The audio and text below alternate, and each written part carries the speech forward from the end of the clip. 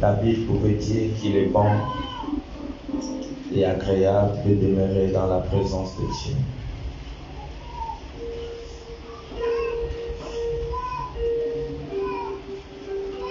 C'est vrai, c'est doux et c'est agréable de rester dans la présence de Dieu. Nous entrons dans le thème de ce matin. Le thème de ce matin, c'est chercher les choses d'en haut. Le thème de ce matin, c'est chercher les choses d'en haut. C'est chercher les choses d'en haut. C'est le thème de ce matin. Et je vais lire la parole de Dieu dans le livre de Colossiens, chapitre 3, le verset 1 à 2. Nous aurons 2 versets bibliques à lire ce matin. Soyons connectés à la parole de Dieu. Dieu veut parler à un cœur ce matin. Dieu veut parler à un cœur ce matin. Est-ce qu'on peut honorer Dieu par la lecture de sa parole en nous mettant debout? Je vais lire Colossiens chapitre 3, le verset 1 à 2. Il est écrit: si donc vous êtes ressuscités avec Christ, il dit cherchez les choses d'en haut, où Christ est assis à la droite de Dieu. Il dit: affectionnez-vous aux choses d'en haut et non à celles qui sont sur la terre. Voilà, donc nous lisons un deuxième passage biblique dans Matthieu 24. Matthieu 24, le verset 37 à 39. Matthieu 24, le verset 37 à 39. Je vais lire la parole de Dieu. Il est écrit: ce qui arrivera du temps de Noé arrivera de même à l'avènement du Fils de l'homme. Car dans les jours qui précédaient le déluge, les hommes mangeaient et buvaient, se mariaient et mariaient leurs enfants jusqu'au jour où Noé entra dans l'âge. Et ils ne se doutèrent de rien jusqu'à ce que le déluge vint et les fit emporter tous. Il en sera de même à l'avènement du Fils de l'homme. Asseyez-vous. Voilà, nous parlons sur le thème chercher les choses d'en haut. Voilà, on dit chercher les choses d'en haut. Chercher les choses d'en haut. Voilà, nous parlons sur le thème chercher les choses d'en haut.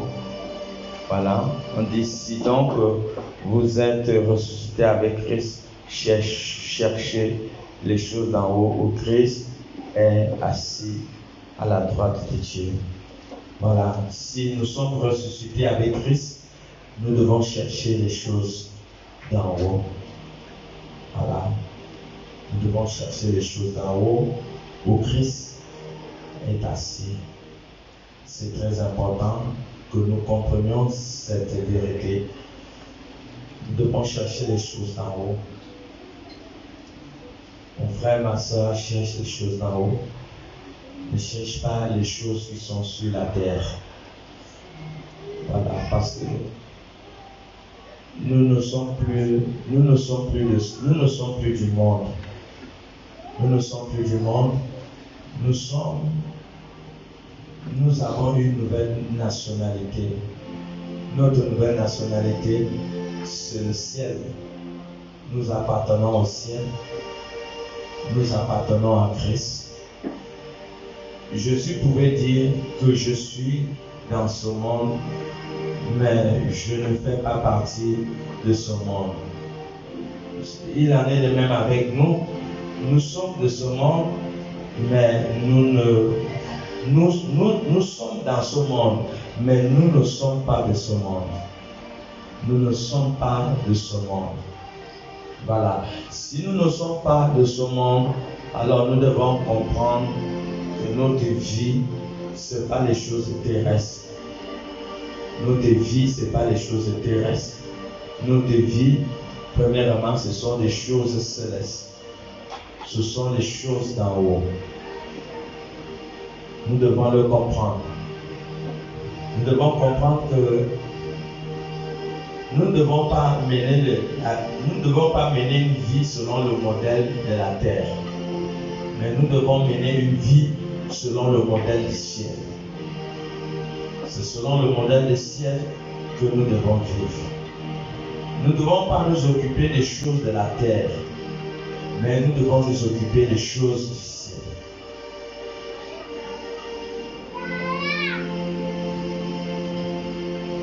Un jour, la terre ne va plus exister. Un jour, cette terre n'existera plus. Un jour, tout ce qui est sur la terre va passer. Tout ce qui est sur cette terre va passer. Tout ce qui est sur la terre est éphémère. Tout ce qui est terrestre doit passer. Donc, il y a une différence entre les choses terrestres et les choses célestes. Donc, nous ne sommes pas de la terre, nous sommes d'en haut. Voilà pourquoi notre première préoccupation doit être les choses d'en haut. Nous devons nous occuper des choses d'en haut. C'est très important.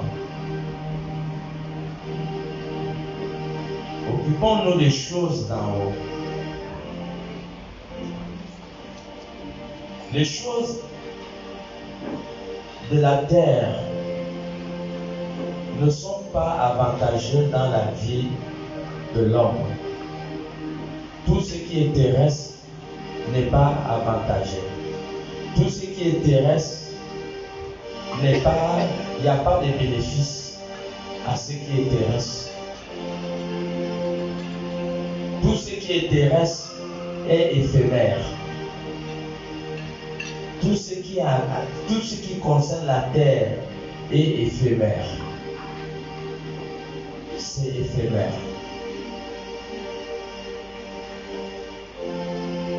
Le monde va passer avec tout ce qu'il contient. Pourquoi mettre tout le centre de nos occupations sur les choses terrestres? Nous ne pouvons pas mettre tout le centre de nos occupations sur les choses terrestres. Non, ça serait une erreur. C'est une erreur. Tout ce qui est terre a une limite, a une fin. Tout ce qui est terre ne dure pas. Tout ce qui est terre va disparaître un jour. Tout ce qui est terre n'a pas la force. Donc voilà pourquoi nous devons porter nos regards vers les choses d'en haut. Les choses d'en haut. Pourquoi être occupé jusqu'au point qu'on n'a pas le temps des choses de Dieu? Être occupé jusqu'au point qu'on n'a pas le temps des choses de Dieu va être une erreur. C'est une erreur. Le ciel sera content de toi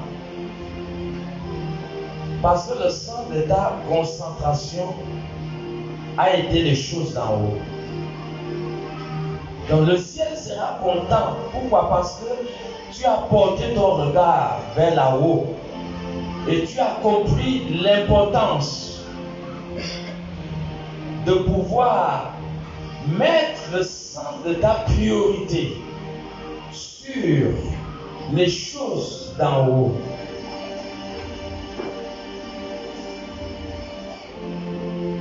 Quand tu comprends que tu dois mettre ta concentration sur les choses de là-haut, tu commences à avoir une considération dans le ciel.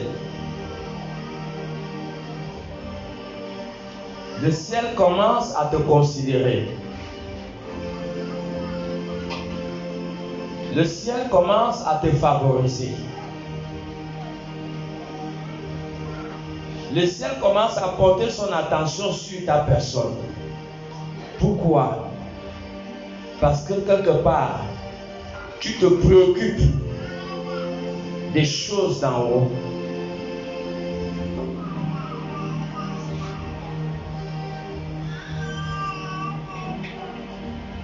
Pourquoi prendre tout notre temps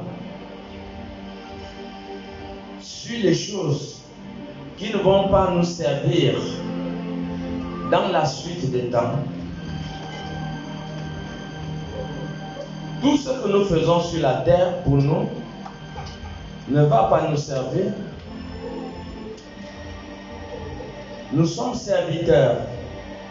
Et si on est serviteur et sacrificateur, nous sommes serviteurs et sacrificateurs de Dieu. Dieu nous a appelés à être à son service. Nous sommes appelés au service de Dieu. Donc voilà pourquoi notre réflexe doit être dans le centre de nos vies doit être les choses de Dieu. Doit être les choses de Dieu. Il ne doit pas avoir une négligence dans tout ce qui concerne les choses de Dieu.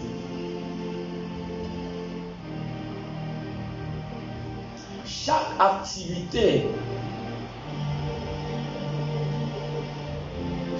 activité que vous faites pour le ciel le sait.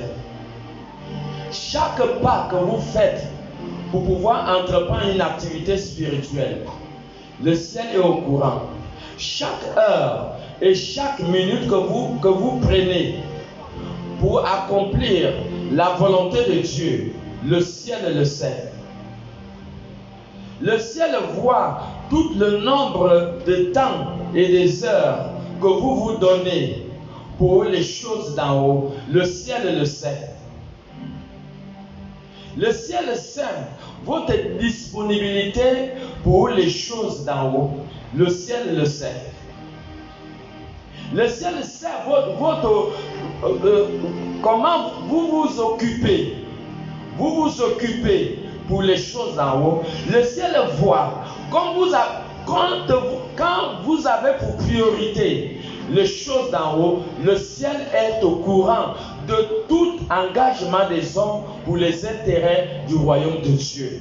Le ciel sait ça.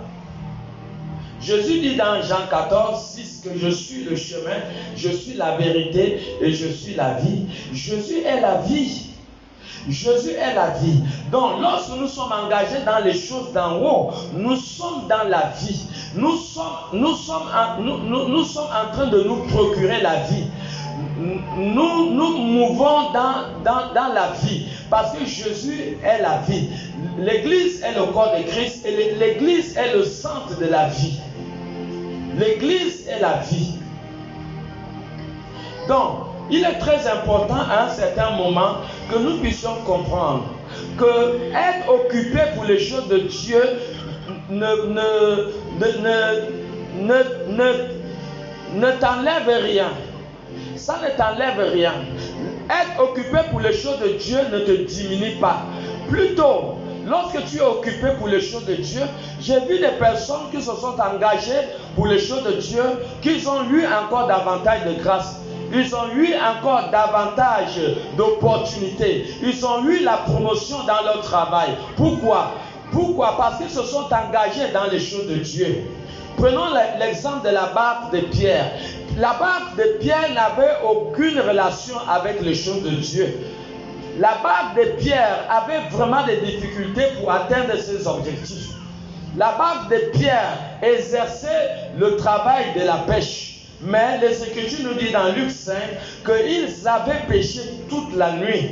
Et c'est sûr que ce n'est pas seulement cette nuit qu'ils avaient pêché. Ils avaient l'habitude de pêcher. Mais à un certain moment, ils ont constaté qu'ils avaient des problèmes pour pouvoir s'en sortir dans leur activité. Écoutons bien, lorsque nous abandonnons les objectifs de Dieu, nous abandonnons le service de Dieu, nous enlevons nos yeux dans les choses d'en haut et que nous commençons à les focaliser sur les choses de la terre, il est possible que ce que nous voulons entreprendre, ce qui est terre, il est possible que nous ne puissions pas obtenir ce que nous cherchons. Il est possible que nos projets, que notre travail, que ce que nous voulons entreprendre ne puisse pas réussir. Pourquoi? Parce que quelque part, nous avons porté nos regards sur les choses terrestres. Nous n'avons pas vu l'intérêt, nous n'avons pas vu l'importance vraiment de nous attacher aux choses du ciel. Nous n'avons pas vu la préoccupation de Jésus-Christ et quel est le grand intérêt que Jésus porte sur les choses qui concernent son royaume. Alors lorsque nous ne voyons pas les intérêts du royaume, nous voyons seulement les choses terrestres. Il est possible que les choses terrestres que nous suivons nous ne puissions pas les atteindre. Il est possible que nous ne puissions pas réussir. Pourquoi? Parce que quelque part, nous avons détourné nos yeux du ciel. Si nous détournons nos yeux du ciel, si nous détournons nos yeux des objectifs à atteindre, de la mission que Jésus-Christ nous a donnée, est-ce que pensons-nous que Dieu sera content? Est-ce que Dieu sera content?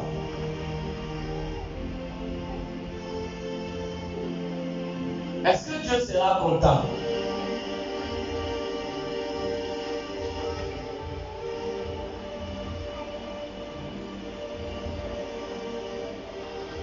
À l'intercession, où sont les intercesseurs? Est-ce que quelqu'un se préoccupe des choses de Dieu?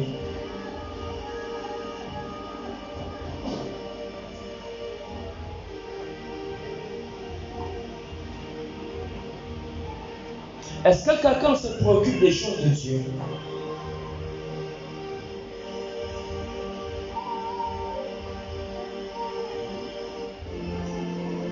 Jésus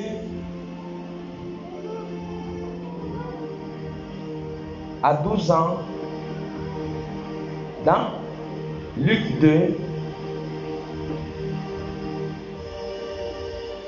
je vais lire d'abord le verset 49. Luc 2, 49 dit, Jésus dit à ses parents, il leur dit, pourquoi me cherchez-vous? Ne savez-vous pas qu'il faut que je m'occupe des affaires de mon Père? Jésus, à 12 ans, a compris la nécessité de s'occuper des affaires de son Père. À 12 ans, Jésus a commencé à s'occuper des affaires de son Père. À 12 ans. À 12 ans. Marie et Joseph, après l'avoir cherché pendant 3 jours, ils étaient inquiets. Ils ne savaient pas où l'enfant Jésus était parti. Ils l'ont cherché pendant 3 jours. Et le 3e jour, ils l'ont retrouvé dans le temple.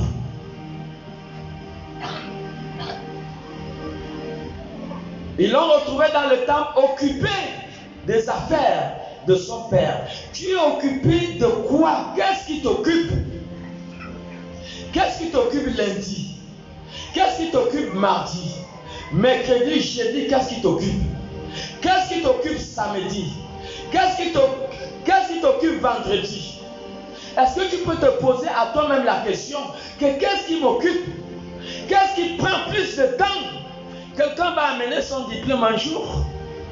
Je suis désolé, quand tu seras devant Dieu, Dieu ne va même pas te parler de tes diplômes. Je suis désolé, Dieu ne va pas te parler comment est-ce que tu as bien entretenu ton mari ou ta femme. Dieu ne va pas te parler comment est-ce que tu as bien entretenu tes enfants. Dieu ne va pas te donner des félicitations parce que tu as construit des maisons et que tu as mis en location. Dieu ne va pas te donner des félicitations parce que tu as beaucoup étudié. Dieu ne te donnera pas de félicitations parce que tu étais occupé dans ton champ. Tu étais occupé dans ton champ. Tu étais occupé dans tes affaires. Quelle vanité! Vanité de vanité. Mon Dieu, qu'est-ce qui occupe l'homme? Plus vous êtes occupé dans les choses qui vous concernent, moins vous avez la vie. Plus vous vous occupez de choses d'en haut, plus vous avez la vie et vous avez la capacité de vivre longtemps et d'être en bonne santé. Plus vous vous occupez des choses du monde, plus votre vie a la possibilité d'être réduite et vous serez moins en bonne santé. Plus vous vous occupez des choses qui vous concernent, plus vous êtes méprisé dans le ciel. Plus Dieu est tellement fâché contre vous. Pourquoi? Parce que quelque part, son œuvre a été abandonnée. Parce que sa mission a été abandonnée. Comment voulez-vous que le ciel soit content contre vous si quelque part tu prends toute une semaine, c'est pour toi. Tu ne regardes pas aux choses d'en haut. Au fait, la présence de Dieu, ça ne te dit rien. Ça ne te dit rien. Oui, ça ne te dit rien. Ça veut dire que ça ne peut rien t'apporter dans la vie. Voilà, peut-être qu'on vient à l'église parce que certains qui viennent à l'église peut-être parce que je me sens pas bien, je suis malade, je vais aller à l'église pour solliciter une prière. Mais c'est une erreur. C'est une erreur. C'est une erreur. Il faut regarder vers le ciel. Les activités spirituelles doivent être le centre de la vie de tout vrai croyant. Il en était ici d'Abraham, il en était ici d'Isaac, il en était ici de Jacob. Ce sont des personnes que Dieu a été toujours au centre de leur activité. Dieu a toujours occupé la première place dans tout ce qu'ils faisaient dans leur vie. Dieu n'avait jamais occupé la deuxième place. Dieu avait toujours occupé la première place. Où est l'intérêt que vous donnez dans l'affaire de Dieu? Où est cet intérêt?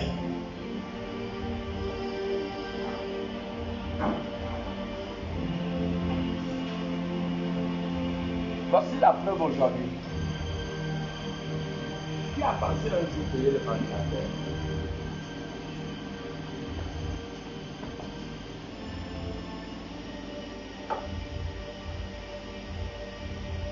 Qui a pensé un jour payer le ventilateur?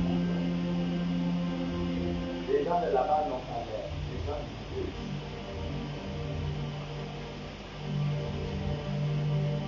Il s'est soucié dans le cœur, sans qu'on lui dise rien. Et le faire entreprendre quelque chose.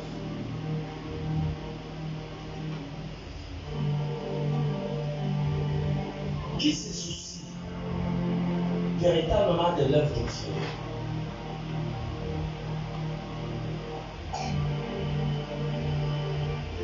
Qui est venu ici avec un sacrifice pour dire que voici ce que je pose comme sacrifice pour faire avancer l'œuvre de Dieu. Est-ce qu'on a un cœur? Vous ne savez pas que le centre de toute l'église est l'évangélisation. Qui se soucie pour dire que moi, je vais me lever, même s'il y a le soleil, je vais aller dans telle ou telle famille pour aller leur parler de Jésus.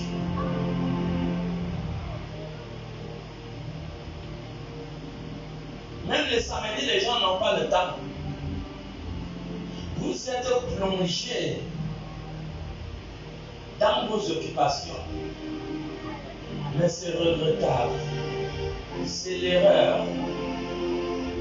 Mon Dieu, il n'y a pas la vie en dehors d'en haut. C'est en haut qu'il y a la vie. C'est en haut qu'il y a la vie. En haut doit être, les choses en haut doivent être le battement de vos cœurs. Mon Dieu, est-ce qu'on est perdu?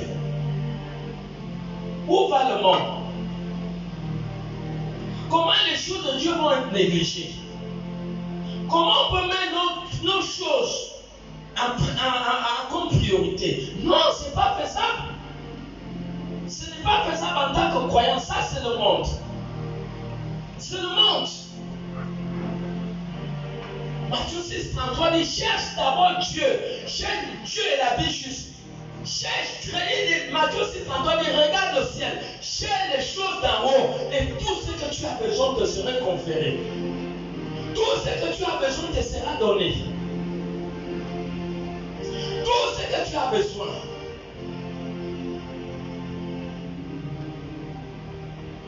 On ne s'occupe pas de la prière. Même s'il y a les l'intercession ou pas, ça ne regarde personne. On ne s'intéresse pas du fait que l'église doit grandir. L'église doit aller dans d'autres secteurs, dans d'autres provinces et dans d'autres nations. On n'a pas l'amour pour ceux qui sont perdus. On n'a pas cet amour. Tout ce qui nous intéresse, c'est ce qui nous concerne. C'est chercher l'argent. Même Isaac était des personnes qui avaient besoin d'argent, mais la priorité pour eux, c'était Dieu. L'homme que nous avons reçu,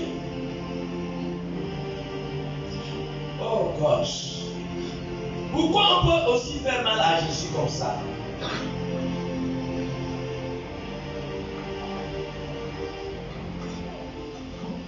Vous imaginez que quelqu'un, chaque matin, il se lève, il nettoie sa voiture. Et des fois, quand la pluie passe, il ne peut même pas prendre les voisins. Mais ce monsieur, quand il meurt, je suis désolé, sa belle voiture qu'il nettoie tout le matin, il ne peut pas l'amener dans le cercueil ou dans la tombe. Mais à quoi lui a servi? Lui, dans le psaume 146:4. À quoi lui servait que chaque matin il vient nettoie sa voiture? Mais il fallait qu'il parte avec sa voiture.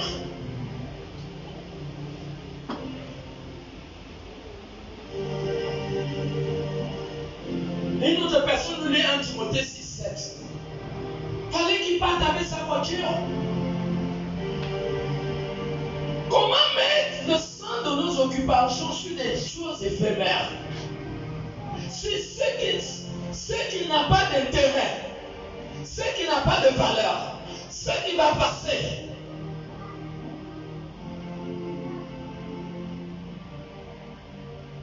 Tu te préoccupes de ceux qui dansent encore le midi? Est-ce que tu t'occupes d'eux? Est-ce que tu te préoccupes d'eux? Mais toute chose est éphémère. L'heure est venue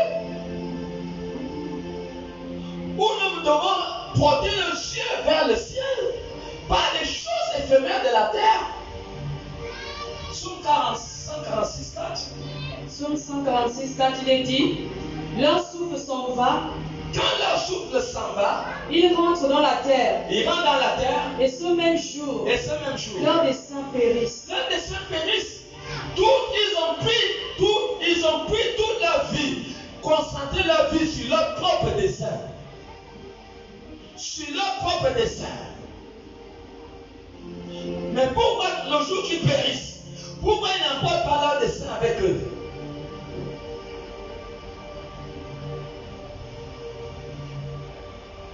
Timothée 6:7. Pourquoi ils n'amènent pas leurs choses avec eux?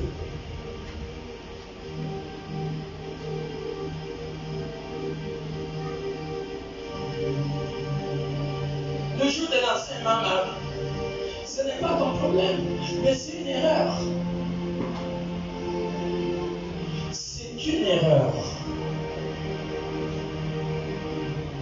C'est une erreur.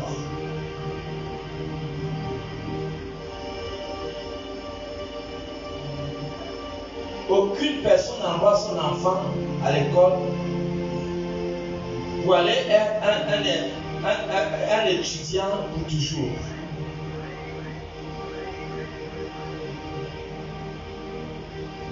Le Seigneur t'a amené dans l'église pour que il t'a sauvé, pour que tu sois un canal pour sauver les autres.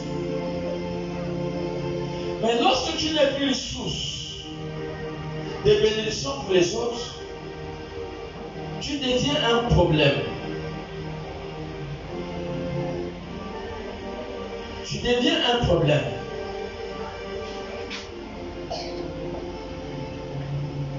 1 Timothée 6,7. 1 Timothée 6,7, il est dit, car nous n'avons rien apporté dans le monde. Nous n'avons rien apporté dans le monde. Et il est évident que nous n'en pouvons rien apporter. Nous n'avons rien apporté. Tout ce que tu cherches, tu te bats. Mais 1 Timothée 6,7 dit que tu ne vas pas amener ces choses, mon ami. Tu te bats pour les choses que tu ne vas pas amener. Mon Dieu, la Bible te dit bien que tu ne vas pas amener. La Bible te dit que tu vas aller quelque part, mon ami. Tu vas aller quelque part. Le jour que Dieu vient enlever son souffle, tu vas aller quelque part. Mais tout ce qui te préoccupe sur la terre, tout ce que tu cherches, la parole de Dieu nous dit que nous n'allons pas amener ces choses. N'as-tu pas posé la question à 1 Timothée 6,7 que bon, si nous n'allons pas amener, nous allons amener quoi? C'est le grand point d'interrogation. Tu dois te poser, je dois amener quoi?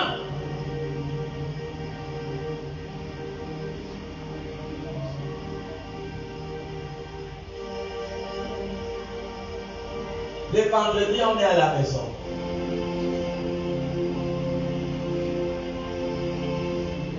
Mon Dieu. Être à la maison pendant que le culte est en train de passer. Votre infidélité est l'infidélité de plusieurs. Toute infidélité démoralise les autres.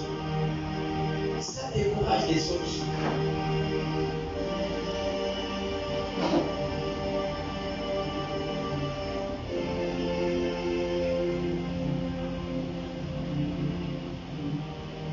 Tu gagnes quoi? Depuis que tu poursuis les choses de la terre, tu as combien d'argent dans la banque? Combien de millions tu as?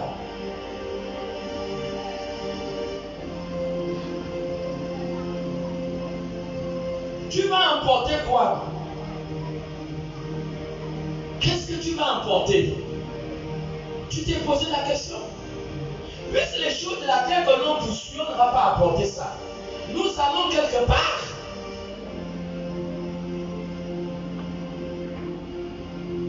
Comment il n'y a pas la motivation des choses en haut?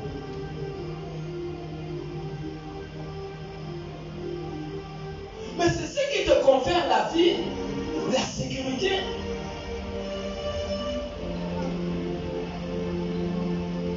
C'est ce qui fait qu'il n'y a pas la mentalité dans ta maison.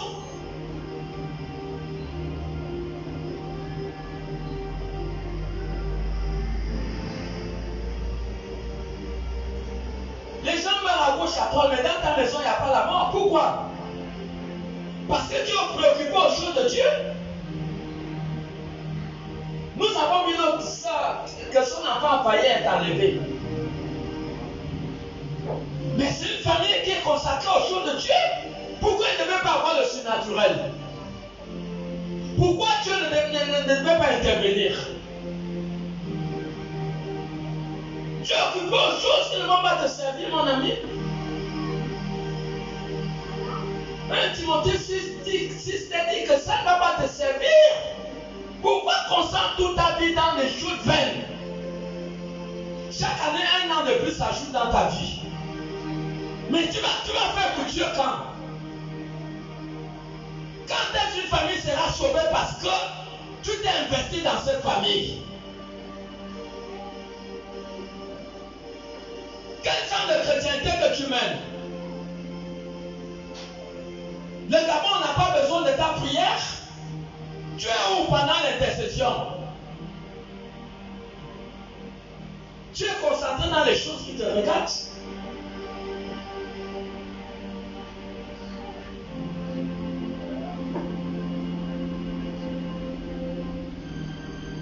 Regarde un peu Luc 14, 16 à 24. C'est pas possible. Les choses éphémères, alors que les choses de Dieu devaient brûler, c'est ce qui te donne la vie. C'est ce qui fait que quand quelqu'un monte dans la voiture fait l'accident, les autres meurent, toi tu ne mens pas.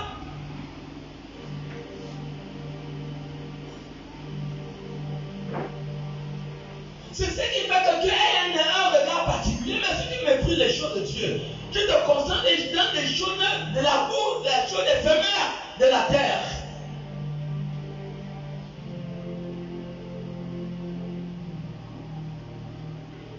Dis-moi que même les rois, les présidents les plus riches, on a enterré des gens présidents avec l'argent dans le cercueil.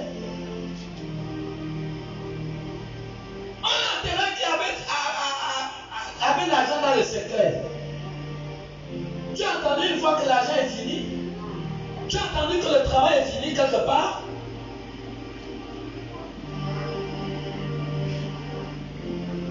Et c'est ça l'erreur des hommes. Les hommes ont concentré toute leur vie sur les choses éphémères. Alors que le centre de leur préoccupation devait être des choses de Dieu. Tant que ton cœur bat pour les choses de Dieu, tu auras la force. Tu auras la vigueur. À plus de 80 ans, David avait encore la force d'aller combattre. Parce que David était occupé dans les choses de Dieu.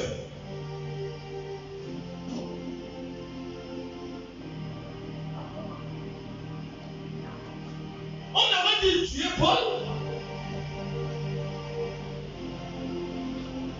Quand ces personnes sont allées construire en disant qu'ils vont rester dans l'Égypte 40 jours jusqu'à ce qu'ils vont tuer Paul, pourquoi ils n'ont pas pu le tuer? Parce que Paul était concentré sur les choses du ciel. Pourquoi ils n'ont pas pu tuer les apôtres? Pierre et Jacques. Dans Acte 4 et dans le chapitre 5. Ils l'ont mis en prison. L'ange est venu la nuit. Quand tu es occupé des choses de Dieu, toute difficulté qui fait face à toi, le ciel s'assure de te rendre libre. Peu importe l'attaque que tu reçois, lorsque tu es occupé aux choses de Dieu, peu importe l'attaque que tu reçois, le ciel s'assure de pouvoir intervenir en ta faveur. Pourquoi? Parce que tu as mis ton cœur dans les choses de Dieu. Parce que ton cœur bat pour les choses de Dieu. C'est à cause de ça que le ciel s'assure de ta sécurité. Voilà pourquoi ils sont allés délivrer Pierre et Jean, que les gens là, les scribes et les sadduciens et les prêtres avaient mis en prison.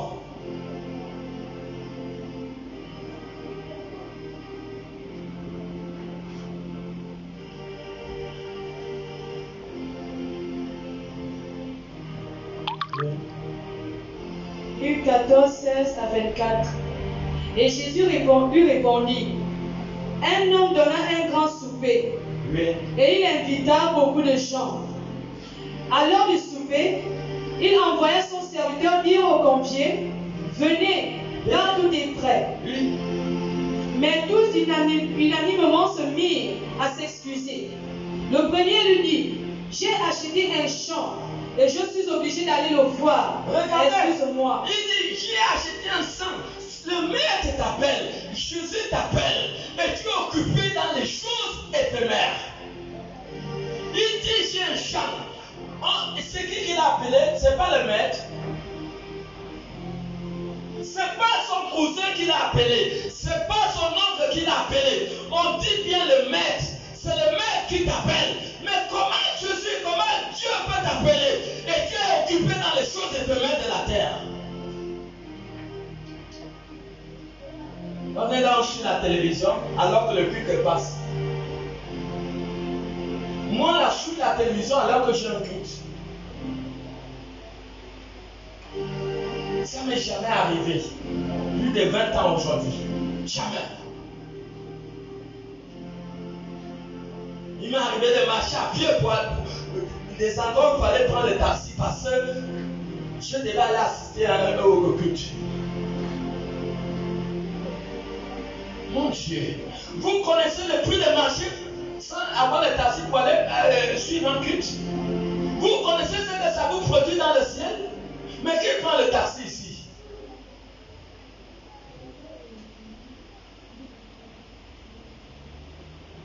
Si ce n'est que il y a certaines personnes qui prennent les taxis, mais la majorité ici ne fait pas les taxis.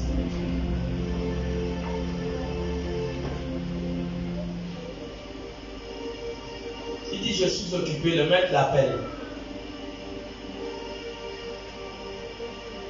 Où est le mouvement dans les choses de Dieu? Où est ton engagement?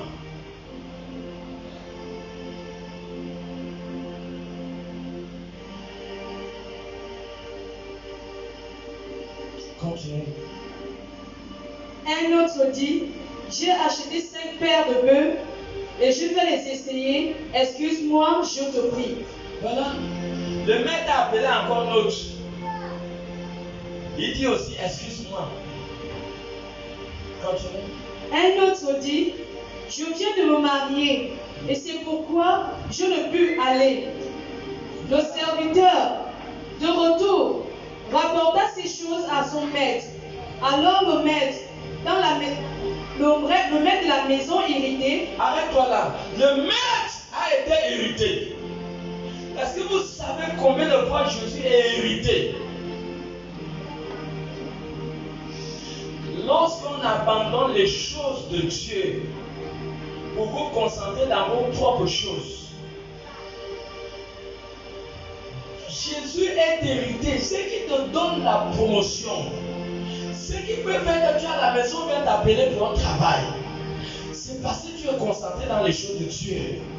Ce qui fait que tu dors la nuit, les anges combattent en ta faveur, tu te réveilles le matin.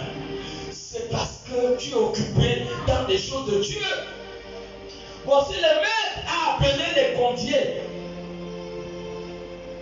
Mais tous, ils étaient dans l'occupation.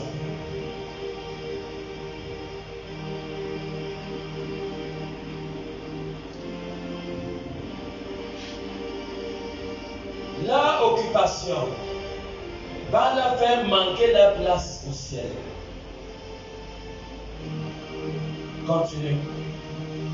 Alors le maître de la maison irrité dit à son serviteur, va promptement dans les places et dans les rues de la ville et amène ici les pauvres, les estropiés, les aveugles, les boiteux. Le serviteur dit, maître, ce que tu as ordonné a été fait. Ce que tu as ordonné a été fait, oui. Et il y a encore de la place. Oui. Et le maître dit au serviteur, va dans les chemins et le long des haies, et ceux que tu trouveras, contrains-les d'entrer, afin que ma maison soit remplie. Car, je vous le dis, aucun de ces hommes qui avaient été invités ne goûtera de mon souper. Aucun de ces hommes qui avaient été invités ne goûteront pas du souper du maître. Et c'est ça le danger. C'est ça le danger. À 12 ans, Jésus était occupé dans les affaires du Père. À 12 ans. Ce qui te donne la grâce, comme on dit dans le monde, la chance, ce qui te donne la chance, c'est parce que tu es occupé dans les choses de Dieu. Si tu n'es pas occupé dans les choses de Dieu, tu ne seras pas favorisé. La barque de Pierre a travaillé toute la nuit sans résultat. Mais lorsque cette barque a commencé à servir pour les intérêts du ciel, quand cette barque a commencé à servir pour les intérêts du ciel, Jésus voulu prêcher la parole à la foule, mais il n'avait pas une bonne place pour se tenir. Il a dû emprunter la barque de Pierre, et Pierre l'a accordé sa barque. Il est monté. De la barque, la barque pouvait servir comme l'estrade pour annoncer la bonne nouvelle. Donc la barque a contribué même pour le salut des âmes. Vous voyez, la barque de Pierre a servi pour le salut des âmes.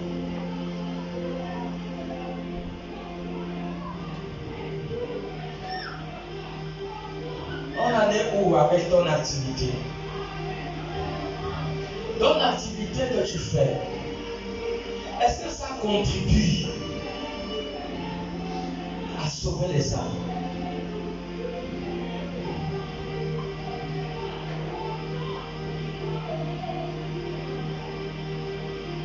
Est-ce que ton argent sert à sauver les âmes?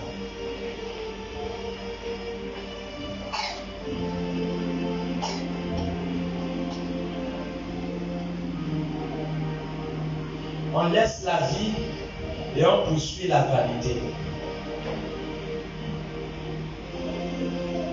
On abandonne les activités de l'église et on poursuit la vanité.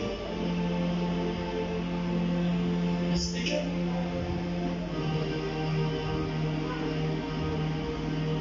Le maître fut irrité. Comment pensez-vous qu'un enfant de 12 ans est occupé dans les affaires de Dieu? Luc 2. Vous allez voir, Luc 2, partir verset 45. Vous allez voir quelles affaires que l'enfant Jésus était occupé à 12 ans. Quelles sont ces affaires que cet enfant, il dit à sa mère, ne savez-vous pas que je dois m'occuper des affaires? Maintenant ce matin, nous voulons savoir ces affaires-là, c'était quoi? Luc 2, 45 à 47. Je lis la parole de Dieu dans Luc 2, 45. Mais ne l'ayant pas trouvé, ils retournèrent à Jérusalem pour le chercher. Au bout de 3 jours, ils le trouvèrent dans le temple.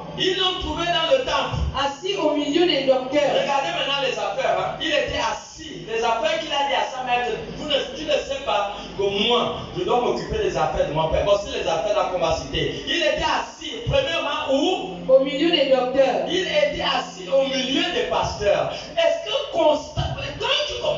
vous savez, les hommes qui ont suivi Jésus à cause de la nourriture, Jésus a dit, vous ne me suivez pas parce que vous avez vu les miracles, mais vous me suivez parce que vous êtes rassasiés. Jésus a dit, travaillez pour la nourriture qui dure et qui donne la vie éternelle. Jésus a localisé, ils ont dit, Seigneur, mais en quoi consiste le travail de la nourriture qui dure et qui donne la vie éternelle? Il dit, ce qui consiste le travail, c'est croire à celui que Dieu a envoyé. Vous voyez, il commence à lui donner le travail qu'il devait faire, qui donne la vie éternelle. Il dit, c'est de croire à celui que Dieu a envoyé. C'est de croire à la personne de Jésus.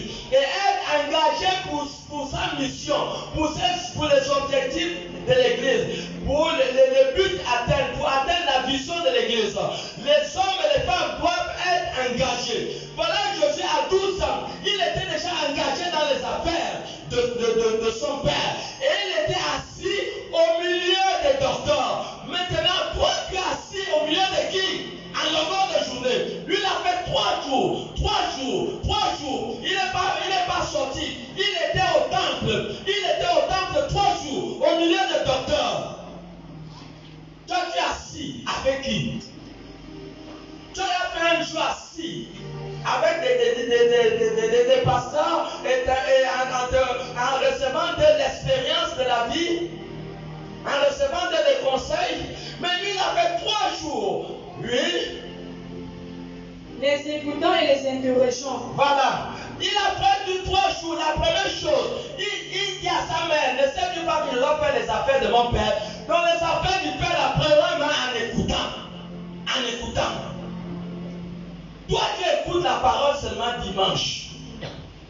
Tu penses qu'un enfant qui va à l'école une fois par semaine peut réussir? Toi tu penses qu'en venant seulement à l'église dimanche, là, ça va te qualifier pour aller au paradis? Est-ce que tu t'es posé la question? Il est dur et difficile pour aller au ciel. Et tu penses qu'en venant dimanche seulement, ça va te donner la capacité d'être qualifié? Enfant des démons, des dominateurs, des esprits méchants, d'infélicité et tout ce qui concerne aujourd'hui l'attaque satanique, la séduction partout, tu es sûr qu'en venant un jour, tu pourrais échapper tous ces esprits, tu pourrais échapper tous ces démons, tu pourrais échapper toutes ces manipulations si tu n'es pas investi par la puissance, par la connaissance. C'est l'une des raisons pour lesquelles Jésus était assis au milieu des docteurs. 1, de 2, il les écoutait. De 3, il les posait des questions. Combien de fois tu es venu auprès de ton leader et auprès de ton pasteur pour lui dire, mais tel passage biblique, je ne comprends pas. Telle histoire, je ne comprends pas. Si tu es venu un jour pour dire ça à ton leader, lève la main là, je vais voir. Et je vais dire que c'est vrai. Mais c'est ce que Jésus a fait. Il était dans les affaires du Père. Quelqu'un qui sait qu'il a une grande mission doit d'abord être assis au pied des docteurs. Quelqu'un qui sait qu'il a un but, qu'il en a une vocation, il doit premièrement s'asseoir au pied des docteurs. C'est la même chose que les disciples ont été assis auprès des docteurs qu'on appelle Jésus. Ils étaient assis au pied de Jésus, recevant nuit et jour. Pendant 3 ans, ils ont été équipés pour la mission et ils ont impacté leur monde. Toi qui es assis auprès de qui? Tu vas échapper? Tu vas échapper?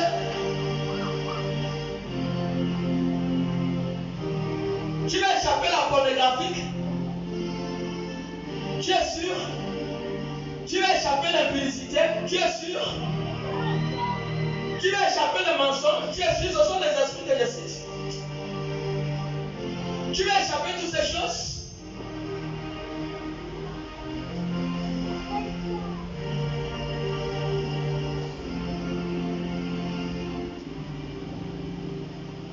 Nous n'avons pas à lutter contre les hommes, mais nous avons à combattre contre les démons, les esprits. Et plusieurs démons vont empêcher les gens pour qu'ils ne puissent pas accéder au ciel le dernier jour. Ça, c'est le travail des démons et des esprits. Tu es assis où? Tu écoutes qui? Où sont tes questions? Voilà les affaires. Quand un enfant de 12 ans, il dit à sa mère,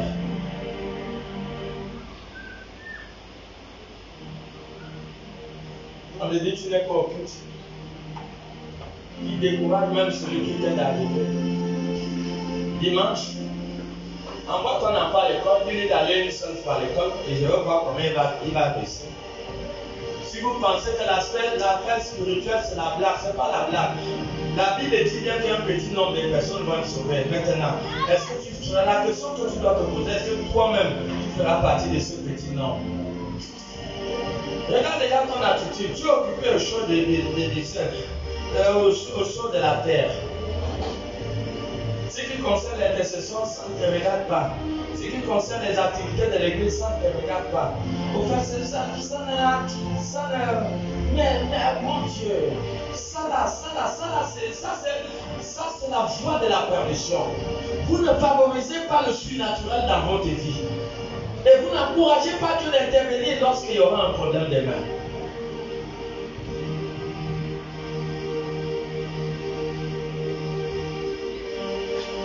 C'est bon. Et c'est ça.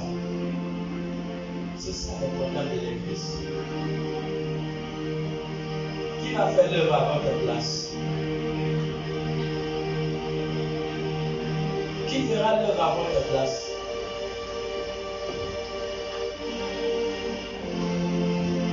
Le maître fut irrité. Ceux qui étaient conduits, ils étaient occupés. Pendant qu'il y a une réunion, tu es occupé, tu es en train de suivre la télé, mais c'est regrettable.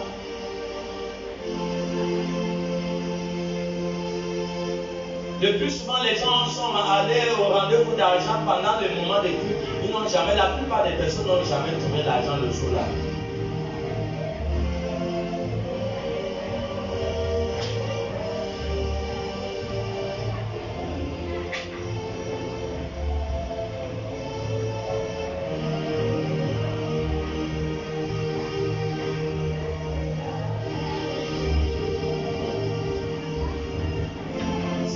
Chose à l'époque de Noé. Les gens étaient occupés. Alors que c'est le temps où chacun doit regarder vers le ciel parce que Jésus arrive. Ils étaient occupés, l'île de Matthieu 24.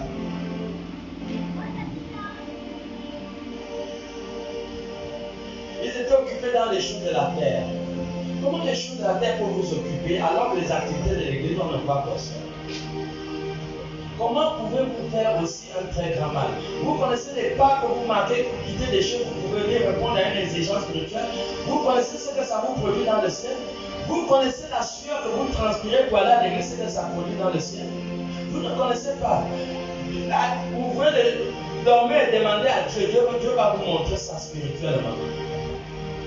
Ce que ça produit.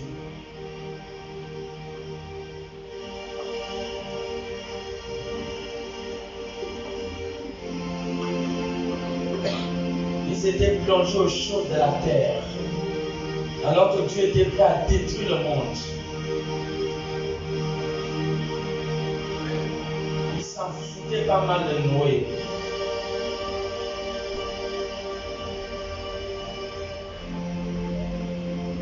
Même ceux qu'on a envoyés, on s'en fout d'eux. On ne tient pas compte à ce qu'ils disent. Mais c'est une erreur de ne pas faire attention aux avertissements du ciel. C'est une erreur. C'est une erreur de ne pas mettre votre attention sur les avertissements du ciel. Est-ce que vous savez que Noé était un prédicateur? Attrape la maman, 1 Pierre 2, 24. 1 Pierre 2. Non, 2 Pierre 2.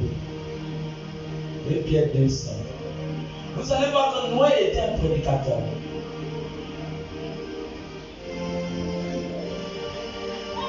Oui. 2 Pierre 2, 5.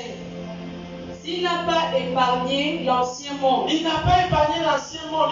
L'ancien monde n'a pas écouté les avertissements du ciel. Et les Écritures disent que les gens de nos jours sont en train de développer la même mentalité. Les gens n'écoutent pas les avertissements du ciel. Oui. Mais s'il a sauvé Noé, lui huitième, ce prédicateur de la justice. Vous entendez, c'est un prédicateur. On ne peut pas conférer quelqu'un le nom des prédicateurs s'il n'a pas prêché. Et pendant qu'on parle, les autres dorment. On ne peut pas conférer le nom de prédicateur à quelqu'un s'il n'a pas prêché. Il a prêché, mais les gens s'en foutaient pas mal de lui. Comment un monde comme ça peut endurcir leurs oreilles, leur corps, pour ne pas écouter les avertissements du ciel?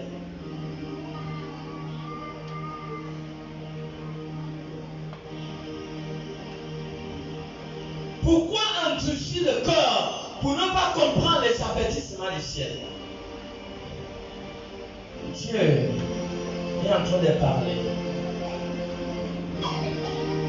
Que celui qui a la sagesse, qui a l'intelligence, qu'il écoute la voix de l'esprit. Si tu écoutes un homme, tu te trompes.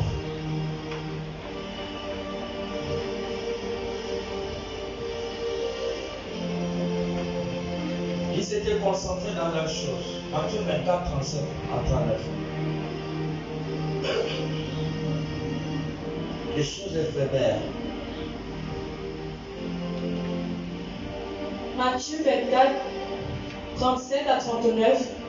Ce qui arrivera du temps de Noé arriva le même à l'avènement du Fils de l'homme arrivera autant pour moi. Merci. Car dans les jours qui précédèrent le déluge, écoutez, le déluge, il était peut-être à quelques jours ou à quelques semaines. On dit bien les jours qui précédaient le déluge. Les hommes mangeaient. Vous voyez, Dieu les a avertis depuis le ciel par Noé. Mais ils étaient dans les fêtes. Les hommes mangeaient et buvaient, se mariaient et mariaient leurs enfants. C'est comme aujourd'hui. Les gens ne s'occupent pas de l'œuvre. Dans leur tête, c'est seulement le mariage. C'est la même chose que le mariage dans la fête. Mais ils ne se soucient pas qu'il y ait une réunion des femmes. Ils ne se soucient pas qu'il y ait une intercession. Ils ne se soucient pas qu'il y a des âmes qui fument le champ. Il faut aller évangéliser. Mais c'est une erreur. Ils ne se soucient pas qu'il y a des gens qui sont là qu'on a déjà pris dans le con, que décembre là, ça serait le sacrifice des sorciers. Il faut aller dans la famille là, leur prêcher, leur présenter Jésus. On ne se soucie pas de ça. Tout ce qui nous inquiète, c'est notre maison, c'est notre télévision, c'est les films, c'est notre salon, c'est regrettable. Tu as vu quelqu'un voyager avec son salon? Tu as vu quelqu'un voyager avec sa maison? Tu ne voyageras jamais avec ta maison. C'est regrettable. Tu ne vas pas aller en voyage avec ton salon. Ta belle douche, tu ne vas pas voyager avec ta belle douche. Ton beau miroir là, qui est collé là, tu ne vas pas voyager avec ça. Quand tu sors là, tu viens, tu te mires, tu ne vas pas voyager avec ça. Ils étaient occupés dans les choses éphémères, alors que le déluge était dans quelques jours.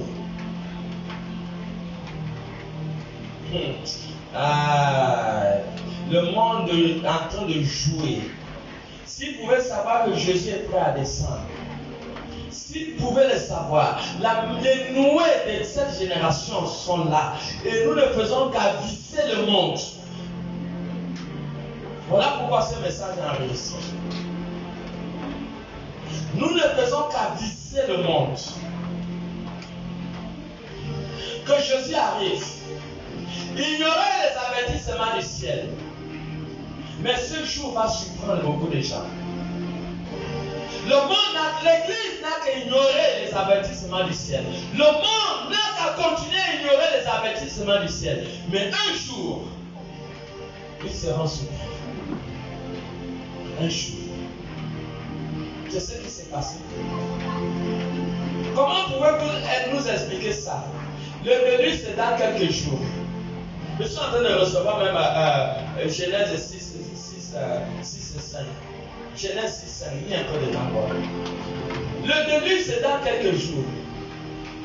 Comment imaginez-vous que les gens sont dans les choses éphémères de la terre? Bon, pourquoi ils n'ont pas survécu? Ils n'ont pas survécu, pourquoi?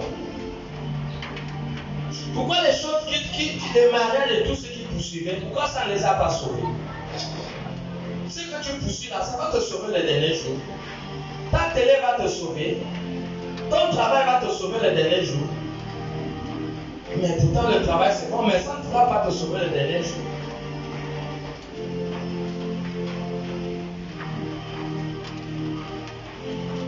Occupé. On n'a pas le temps de Dieu. On n'a pas le temps des activités de Dieu.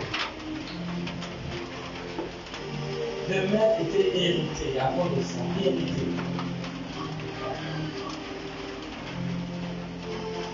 Dans cette atmosphère, comment pensez-vous grandir? Comment pensez-vous atteindre les nations dans cette atmosphère? Personne ne vous s'instruit pour être envoyé. Personne ne vous s'instruit pour être envoyé.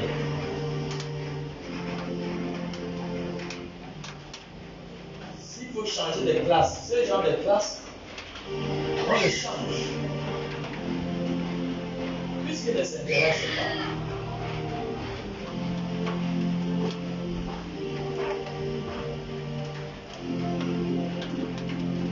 les choses éphémères de la terre.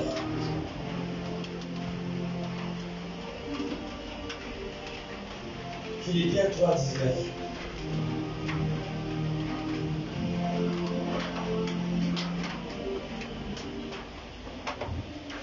Je lis la parole de Dieu dans Philippiens 3, 19. Leur fin sera la perdition. Ils sont pour Dieu le ventre. Il dit leur fin sera la perdition. Reprends la lecture. Leur fin sera la perdition. Oui. Ils sont pour Dieu leur ventre. Ils sont pour Dieu leur ventre. Ils mettent leur gloire dans ce qui fait leur honte. Oui. Ils ne pensent qu'aux choses de la terre. Ils ne pensent qu'aux choses de la terre. Oh, regarde bien. Ils mettent leur gloire dans ce qui est une honte dans le ciel. Une honte. Tu n'as pas le temps de Dieu. Même les lépreux qui avaient marché, Jésus ne les a pas guéris sur place. Jésus a allé vous montrer au temple. Ils ont dû utiliser leurs pieds pour marcher, pour aller au temple. Ils ont vu ce que leurs pieds ont produit le miracle. Tu connais quand tu marches pour aller à l'église, tu connais ce que ça fait dans le ciel. Tu as raté cette grâce.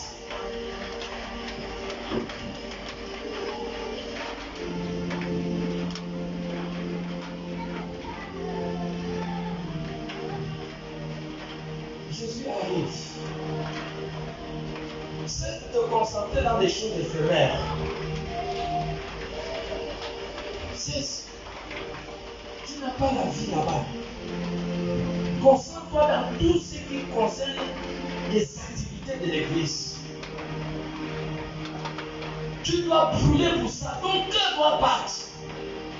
Quand il y a une activité de l'église, tu dois courir. Parce que c'est à cause de ça que tu te confères la vie. C'est à cause de ça qu'il protège tes enfants quand ils vont à l'école. C'est à cause de ça que tu ne permets pas que tes enfants soient enlevés.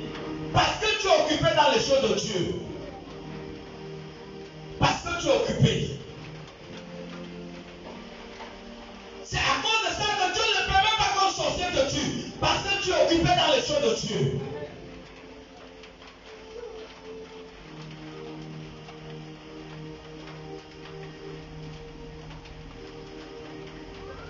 Voilà pourquoi cette femme a vécu longtemps. Ah, Luc 2, combien? Luc 2, 37 à 38. 30. Cette femme servait Dieu nuit et jour. Elle servait Dieu. Elle avait la vigueur. Tu vois, elle avait ses 84 ans comme ça. Hein? Luc 2, 37 à 38, oui. Luc 2, 37 oui. à 38. Après. Restez peu. Oui. Et âgée de 84 ans. Elle avait 84 ans. Elle ne quitta pas le temple. Elle ne quittait pas le temple. Et elle servait Dieu nuit et jour. Elle servait Dieu nuit et jour. Dans le jeûne et dans la prière. Dans le jeûne et dans la prière. Étant survenue, elle aussi, à cette même heure, elle louait Dieu.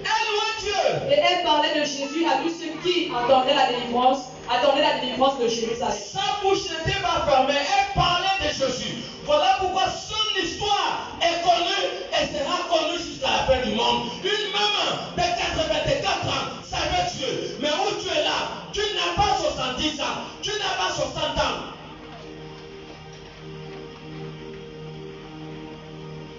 Voilà une maman de 84 ans. On donne le jeûne. Tu ne jeûnes pas.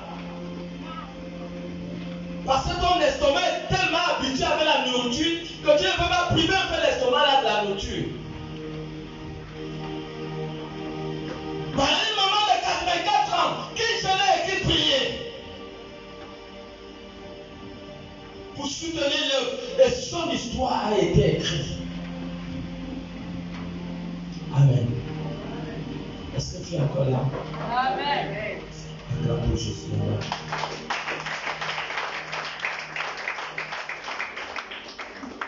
Mettez-vous debout avant que nous devons rappeler. D'accord, madame, merci.